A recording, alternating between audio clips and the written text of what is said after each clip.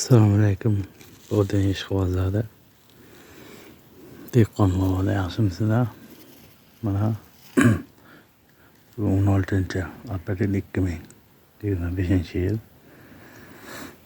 Xo'sh, bodringni ipga tortish usullari.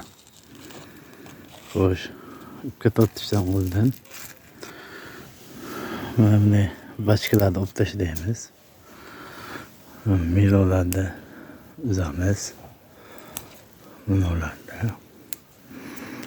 milo deydi endi bizaga. Bunday bachkalarni olib noshinlarni olamiz. O'sgan shoxda bunday qilib aylantirib qo'yamiz. Biz bodringimiz hosillari yaxshi, barglari joyiga. Endi to'kishni boshladi, yonasib.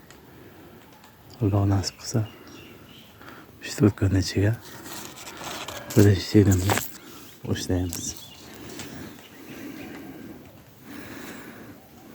Kommentariyaga fikrlaringizni, so'zlaringizni kutib qolamiz.